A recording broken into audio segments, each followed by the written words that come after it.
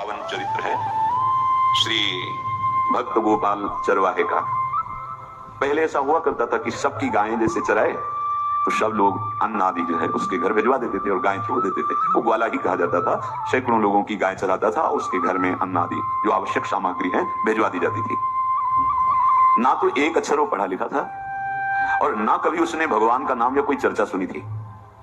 उसके कोई परमार्थ से संबंध ही नहीं था। बस गाय चराते थे, जंगल में रहते थे, पत्नी भोजन पहुंचा देती थी और परिवार चलाने के लिए गांव के लोग दे देते थे अन्न, क्योंकि सबकी गाय चराते थे। ना तो उसको किसी धर्म का ज्ञान था, ना किसी साधना का ज्ञान था। एक दिन देखा जंगल से एक मंडली जा रही संतों के, वो श्री राम जय राम जय जय राम, श्री राम जय राम ऐसे कीर्तन। संत जन पहले मंडली बना के चलते थे, तो नाम कीर्तन पद कीर्तन ऐसे। उसको बड़ा आनंद आया। उसको लगा कि इतने झूम झूम कर संत जन गा रहे हैं, किसी से बात नहीं की, पकड़ लिया। अब पूरा तो नहीं, बस उतना राम राम राम राम ऐसे करने लगा।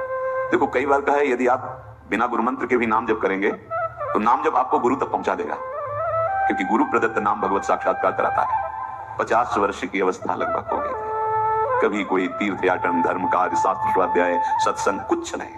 देखो कृपा, विश्वास। अब वो अलौकिक ढंग से नाम में मिठास लगने लगी उसको, तो जोर जोर से कभी कभी नाच पड़ता, चरवाहा गाता, तो और जो लोग थे उसका उपहास करते।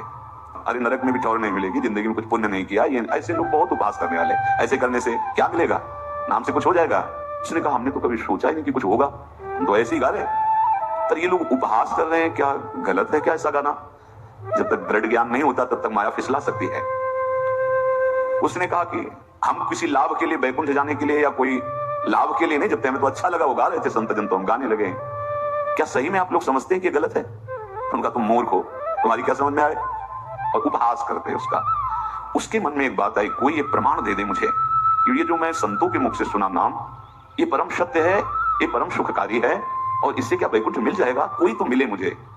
और जब किसी के हृदय में ऐसी आकांक्षा होती है तो वही मिल जाते हैं जो सबके हृदय की जानते हैं। एक दिन उसने देखा जब लोग दिल्ली की हंसी मजाक कर रहे थे, उसी समय एक लंगोटी पहने हुए, हाथ में कमंडल और दंड धारण किए हुए कोई वीतराग परमहंसदास दौड़ा, चरणों में गिर गया। महाराज महाराज, बस एक बात आप बता दीजिए, जो हम राम राम कह रहे हैं, ये लोग उपहास करते हैं, क्या इससे हमारा कल्याण हो जाएगा, वैकुंठ मिल जाएगा? तो उन्होंने कहा बेटा ये बहुत मंगल में भगवान का नाम है, पर हमें लगता है कि तुम्हें गुरुदेव की आवश्यकता है। ये तुम गुरु कृपा पात्र बन जाओ तो इन उपहास करने वालों की बातें तुम्हारे मन में नहीं लगेंगी और निश्चित तुम्हें भगवत साक्षात्कार हो जाएगा। तो पैर पकड़ लिया और कहा महाराज आप ही गुरु बन जाओ ना हमारे, आप ही हमें मंत्र दे दो। तो उन्होंने कहा हम तो तीर्थ यात्रा में हैं, ऐसा हम नहीं कर सकते, पर यदि तुम भगवान से प्रार्थना करोगे तो तुम्हारे कल्याण के लिए सदगुरु प्राप्त हो जाएगा। इसलिए जैसे कोई पूछते किसको सदगुरु बनाऊं, तुम कहते किसी को नहीं, पहले भगवान को मानो, श्री हरि को, जगत गुरु श्री कृष्ण को, फिर उनसे प्रार्थना करो कि यदि आप आवश्यक समझते हो कि सदगुरु के रूप में आप आकर के हमारा कल्याण करेंगे तो मुझे पहुंचा दो, या आप स्वयं आ जाओ। मैं नहीं खोज कर पाऊंगा, मेरी वो दृष्टि नहीं है कि मैं किसी महापुरुष को पहचान सकूं। मैं तुमसे सत्य कहता हूं, सदगुरु की जो शरण में हो गया तो उसके जीवन नौका की डांट सदगुरु अपने हाथ में ले लेते हैं। फिर उसको कोई भय, कोई उपहास, कोई लज्जा नहीं सताती। वो सुखपूर्वक इस दुखद अपार संसार समुद्र से पार हो जाता है। पर बेटा तेरे ऊपर भगवान की बड़ी कृपा है, क्योंकि तू संतों को मानता है। तू मेरी बात पर विश्वास कर ले, अंदर से तू एकांत में रो, तुझे सदगुरु मिल जाएंगे। अब ऐसा कहकर वो अपने राह में चले तीर्थ यात्रा के लिए।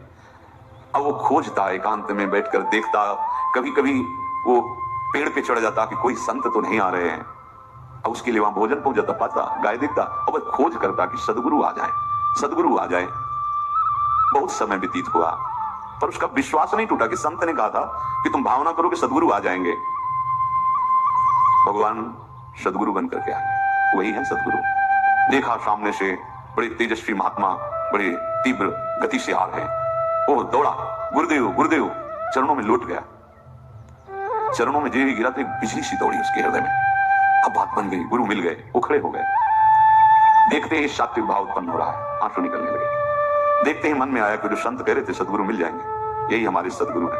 हृदय में उत्साह, आतुर आवाज, प्रभु मुझे भवसागर से पार करने वाला गुरु मंत्र दे दो। ऐसे थोड़ी दीक्षा दी जाती कि गली चलते दी जाए, दूंगा। जा पहले स्नान करके आ, फिर एकांत स्थान में बैठेंगे, फिर तेरे को उपदेश देंगे।